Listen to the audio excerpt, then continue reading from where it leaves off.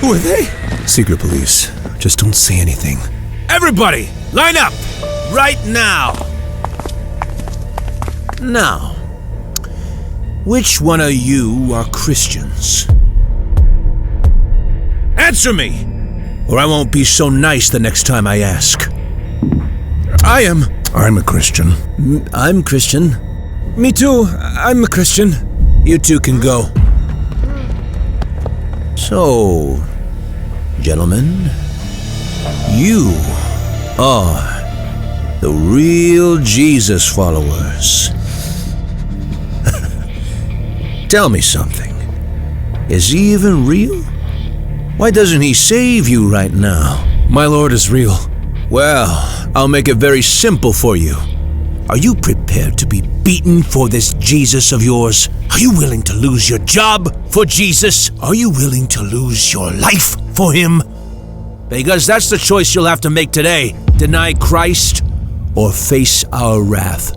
I will not deny Jesus Christ. I am ready to suffer for Christ and give my life for his name's sake. Me too. The Lord will give me strength.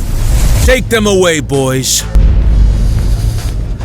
One last chance for the rest of you. Are you willing to die for Christ? Or do you want to go home to your wives and children? What's your decision? Forgive me, Lord.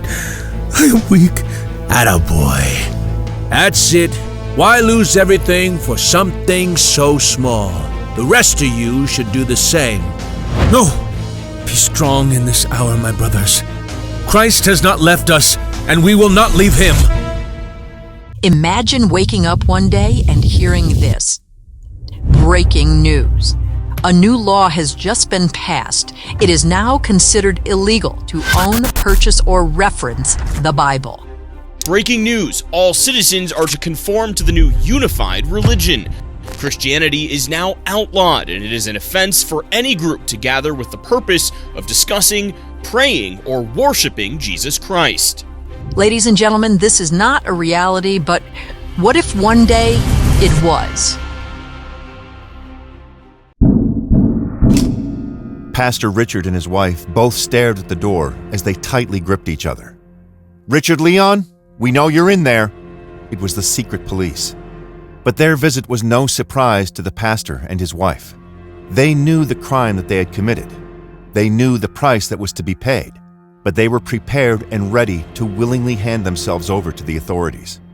With a light kiss on his wife's forehead, the pastor gently embraced his faithful wife and then turned to open the door. "Richard Leon, you are under arrest. You have been identified as an enemy of the state." The pastor looked at the officers and said, "If it is a crime that I should tell people about the love of God and the Savior we have in Jesus Christ, if this is the crime that makes me an enemy of the state, then I will gladly be its worst enemy, because I will not stop preaching the gospel of Jesus Christ." Hi, I'd like to withdraw some cash, please. Unfortunately, that won't be possible today, sir. Why not? It's my money. You are no longer permitted to withdraw cash since you signed up to a digital wallet. However, you can make any purchase you wish via your card or any other form of digital payment. Well, I'd like to have some cash, please, so give me my money. That's not possible, sir. Security? That'll be $140 today. There you go. I'm sorry, sir, we don't accept cash. That's all I have, so here you are. I'm sorry, we can only take payment through your card or any digital payment. Well, what do you expect me to do? This is legal tender. How can you not accept cash when it's all I have? I'm afraid you're going to have to leave, sir. Security? Well, I can see here that you have great experience, and we really think you can add something to the company. Thank you. I'm really eager for the opportunity to work at an organization like this. Yes, well, we'd really like to get you on board. So let's sort out a few HR issues. Can you just fill out this form? We need your digital ID number here, your digital wallet number here, and a few more details here. I don't have a digital ID or wallet. Can I just put my normal bank details? Sorry, we'll need your digital ID for us to offer you the position officially. But I don't want to have a digital wallet. I've got a normal bank account. Then I'm sorry. We can't offer you the job. The year's 2095. It's been 53 days since the great disappearance of millions of people around the world. Here's what happened on day one. Good morning, New York City. It is Friday, and it's a lovely morning. The sun is out, and I'm your host, Tom Whitney, and boy, do I have a great lineup for you today, including the brand new single from the Academy Award-winning singer-songwriter. You want a full reference? Ken, I need the marketing plan for our summer campaign to really hit the ground running. Our sales have been... Hi, love. Can you hear me? How are you feeling? Can you hear me, babe? Doctors say everything went well, and you should be able to get up and move around by the end of the day.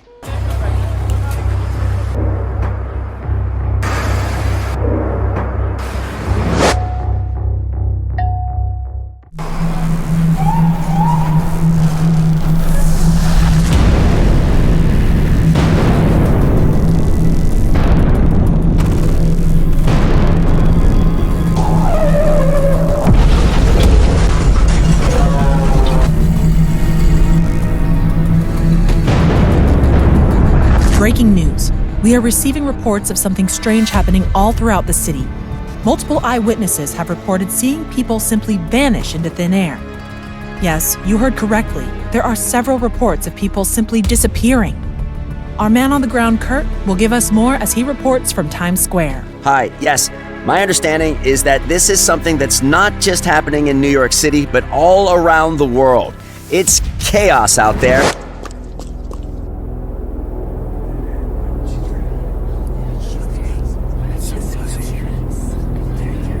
We were told this day would come. The rapture has happened, and we've been left behind. Day 53. Everything's happening so quickly. The rapture happened. Then all of a sudden we had a new world leader. And now there is a one world government. There is a one world military force. There is a one world currency. There is a one world leader. There is a new one world religion being enforced. Many of the Christians like us who were left behind are in hiding. Some have been caught by the military and severely punished. But we still try to meet together and pray, but only at night, under the cover of darkness. It's dangerous for us, but we're practically fighting for our souls. Others have converted to the new one world religion, and they've taken the mark in order to survive and to be a functioning member of society who can buy and sell. All of the underground Christians refuse to take this mark, and we don't know exactly what the future holds, but we do know that the Great Tribulation is coming. God help us to be strong in faith, even until the end. It's been a little over 3.5 years since the rapture happened. Millions of people just disappeared. And those of us who were left behind, we had a choice to make. We either had to take the mark or go into hiding. A lot of those who converted to Christianity have been in hiding. Some have been imprisoned, and others have gone to be with the Lord. The world has largely been at peace, but everything is about to change.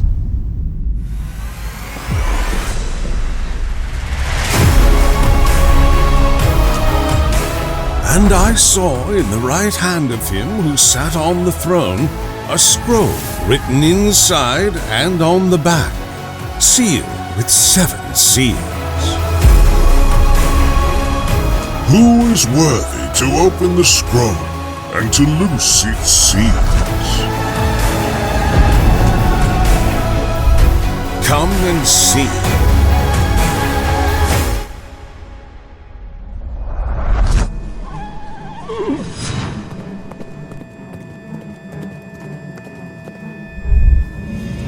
Come and see.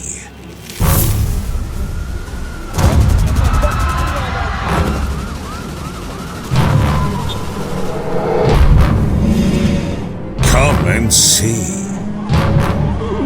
a quart of wheat for a denarius, and 3 quarts of barley for a denarius, and do not harm the oil and the wine.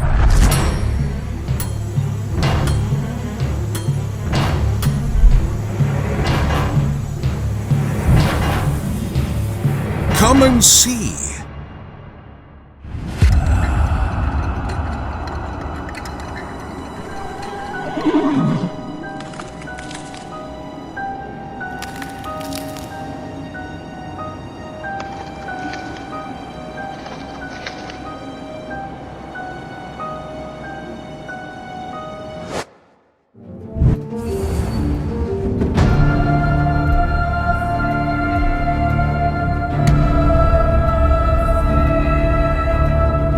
How long, O Lord?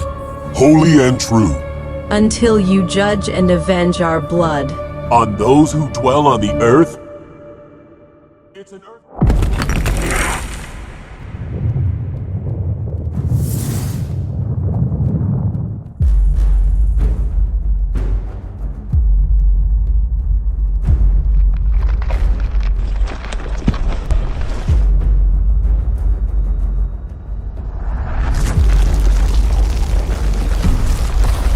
It's an earthquake!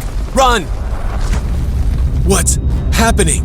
What's happening to the sun? Dear God, the moon! It's red! Help us, God. Our Father who art in heaven, Hallowed be thy name. Thy kingdom come. thy will be done.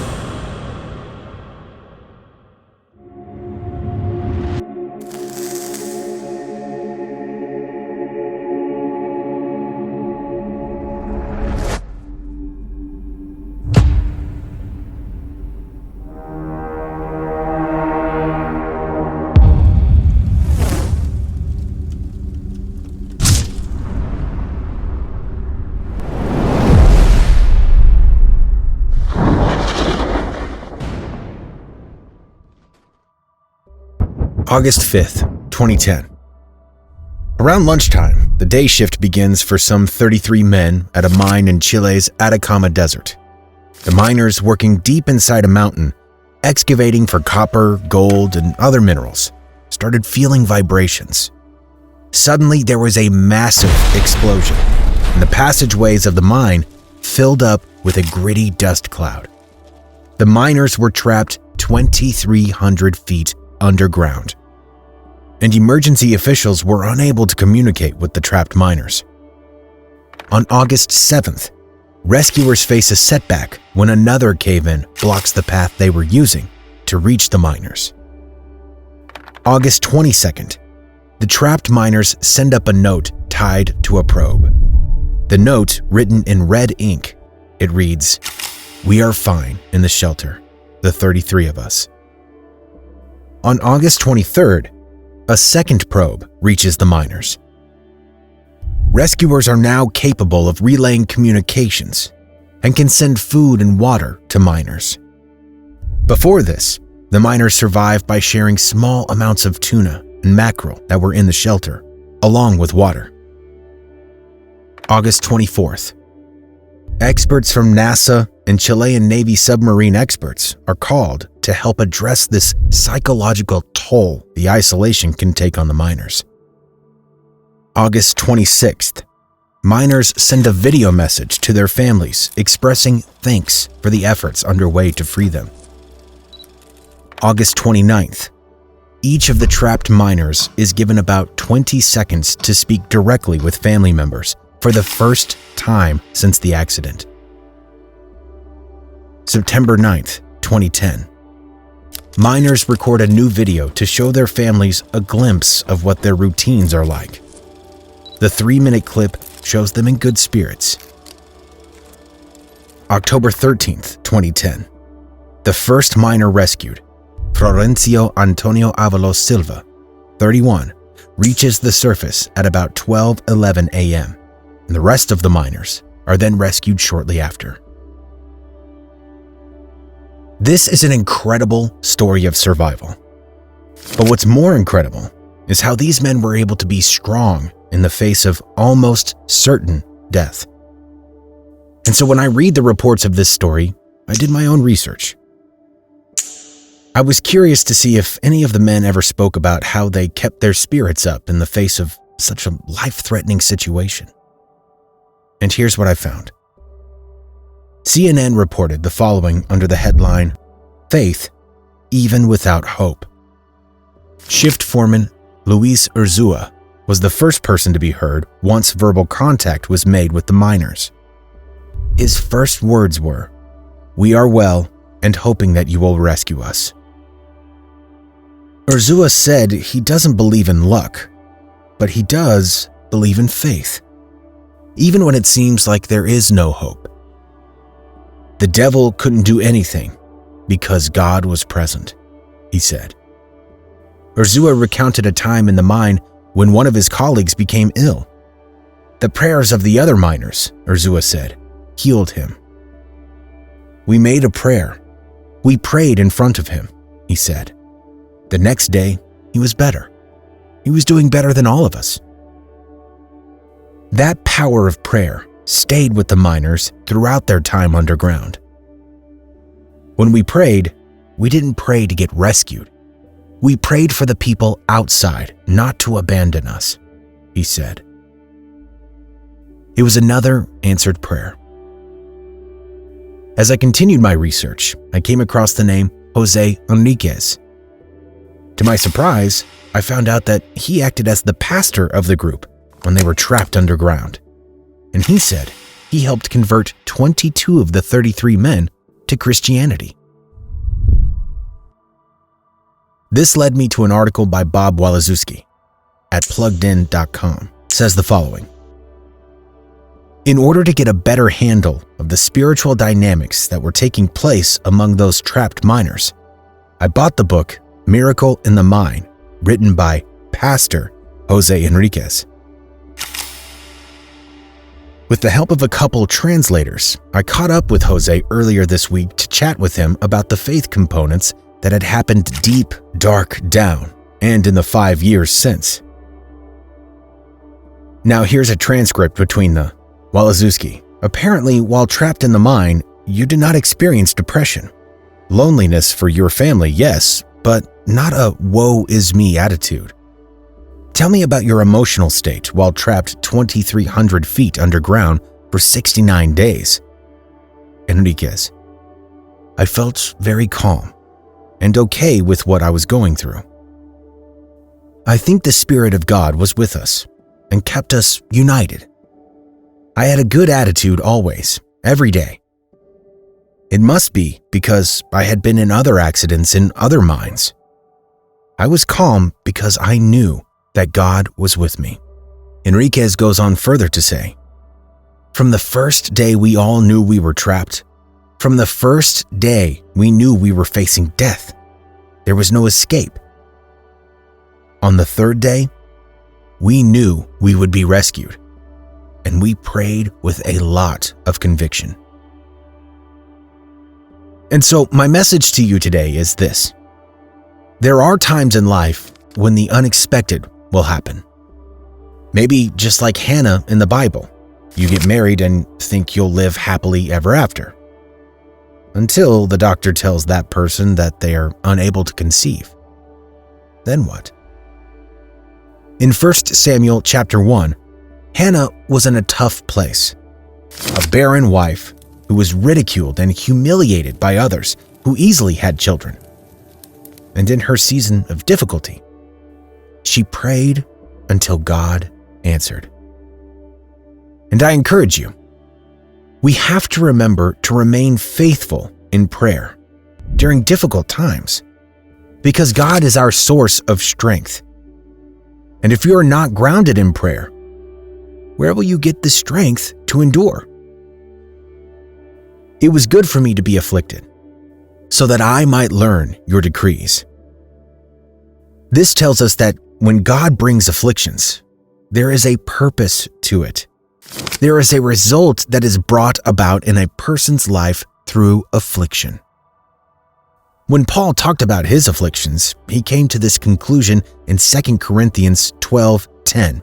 That's why I take pleasure in my weaknesses and in the insults, hardships, persecutions, and troubles that I suffer for Christ. For when I am weak, then I am strong. And so, dear friend, if you are in difficulty, if you are facing tough circumstances, God has not forgotten you. God is still in control. And at times in His faithfulness, He sends afflictions into our lives to strengthen us. In our weakness, the strength of Jesus Christ is magnified. There will be times when we have to survive the spiritual attacks we come up against. Then there are times when we struggle. We struggle with sin.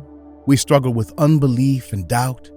But I want to give you 4 reasons, more like 4 illustrations, about why we need to pray for divine protection every day.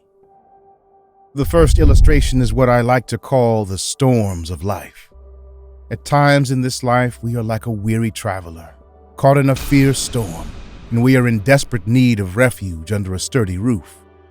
We need shelter from the hurricanes of life. We need shelter from the tornadoes of life.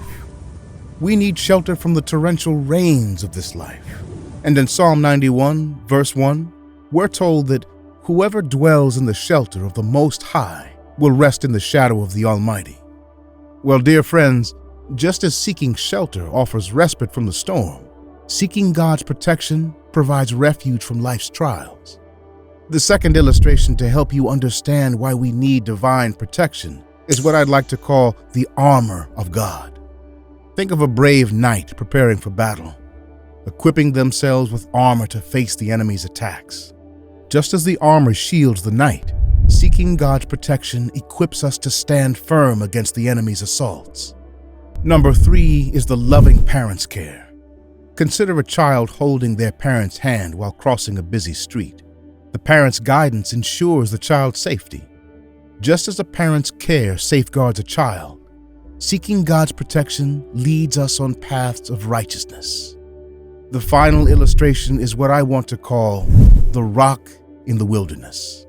Imagine a weary traveler finding shade and sustenance beneath the shade of a massive rock in the scorching desert. David said, "The Lord is my rock, my fortress, and my deliverer. My God is my rock in whom I take refuge, my shield and the horn of my salvation, my stronghold." Just as the rock provides shelter in the wilderness, seeking God's protection offers a firm foundation in life's deserts.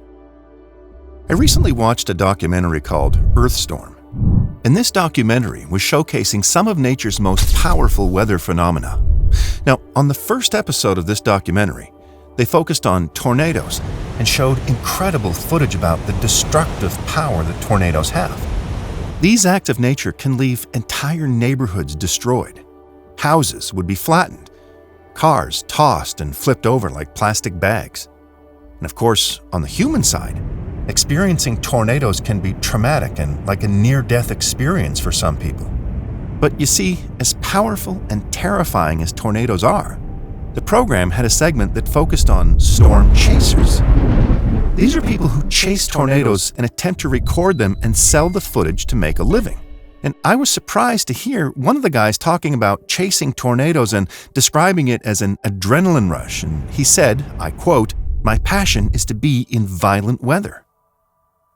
Now, isn't it interesting that for one person, a tornado could represent damage, destruction, loss of property, and loss of life even? But for another person, that same tornado represents a thrill, an opportunity to make money, and it's a passion for someone. And you see, this left me thinking about what the Bible says in Matthew chapter 5. It says, "God makes his sun rise on the evil and on the good, and sends rain on the just and on the unjust." Whether you're a believer or not, you will face storms in life. And the interesting thing about the storms of life is that they have different meanings.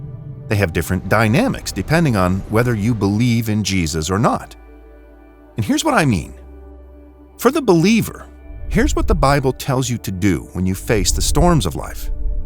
James chapter 1, verse 2-4 reads, Consider it pure joy, my brothers and sisters, whenever you face trials of many kinds, because you know that the testing of your faith produces perseverance. Let perseverance finish its work so that you may be mature and complete, not lacking anything. As believers, we're clearly told that when the storms of life do come our way, we are not to be left devastated, discouraged, and terrified. No. The Bible says, "Consider it pure joy whenever you face trials of many kinds, because when your faith is tested, it produces something within you." You become a Christian who can persevere through tough times because your faith is strong, it's battle-tested. You become a Christian who can endure difficulty or persecution because of your faith. Now, by contrast, someone who is in the world, when they face a storm, if they don't have God in their lives, they will have no shelter, nowhere to run. Because what happens when their money runs out or when the best doctors or minds can't save them? Where do they turn to? And I don't know about you, but I would rather face a storm with God on my side than to feel as though I'm prepared for anything, all because of material possessions. Now, as a Christian, you may be forgiven to ask, why does God allow storms into our lives even though we are His children? Notice how I'm saying, why does God allow storms? Meaning, He could just prevent them altogether. But I believe that God uses storms in our lives to do one or maybe more of three things. The first thing that a storm can do is to open your eyes. God's goodness is often recognized during and after a storm. And that's because we never really know how blessed we are until we're going through something. We never really understand how good we have it until trouble comes. And unfortunately, sometimes it takes a storm to recognize the many blessings we have. The second thing a storm can do is to plant our feet and make us stand. Storms can come in such a way that the only option is to stand with God, to stand on His Word, to stand in His presence, to stand on His promises. And the third thing that storms do is that they help us grow. There is most definitely a difference between the believer who has gone through something versus one who hasn't. Talk to someone who really has been down and out, and they will tell you with a passion how good God is. If I was to stand here with Job from the Bible, I'm sure his praise would be different because he's been through things I haven't. I'm sure his prayer would be different from mine because he's faced mountains that I haven't. Storms help you to grow in faith, to grow in maturity, and in so many areas. So remember those 3 points to a storm. It helps you recognize God's goodness. It helps you to stand with God and on His promises. And finally, it helps you to grow. Another way to look at it is that a storm helps you to recognize God's goodness all throughout your past. It then helps you to stand with God in the present, and it helps you to grow for the future. So let me tell you this: God will never send a storm to destroy you. He will never give you too much to bear, because His Word gives you the promise that all things work together for good to those who love the Lord. Now, I would like to share a story with you about a man named Jan Balsrud, who was a member of the Norwegian resistance movement that was against the Nazi occupation of Norway. I want to share his story with you because it's one that illustrates the challenges of life. Even though we aren't living in the early 1940s, we do have to fight in this life. And as believers, we are certainly in a war. And so I feel that this man's story of survival, danger, and struggle is very much like our journey in the faith. When it comes to war, multiple strategic approaches must be brought into account. The same is true with spiritual warfare. It's a battle fought on many fronts. Satan will not only attack you in one area of your life, he will attack you in every possible area of your life he can get his hands on. If he loses to you in one area, you must not put your guard down, because he will just go attack somewhere else. I read one remarkable story of survival during World War II. There was a man named Jan Balsrud, who was a member of the Norwegian resistance movement against the Nazi occupation of Norway. In 1943, Balsrud and a group of fellow resistance fighters were sent on a mission to sabotage German airfields in northern Norway. However, their boat was discovered by German forces, and a fierce firefight ensued. Balsrud and his comrades were forced to escape into the icy waters, swimming to shore under heavy gunfire. Tragically, Balsrud's entire team was captured or killed, and he found himself alone and badly injured in enemy territory.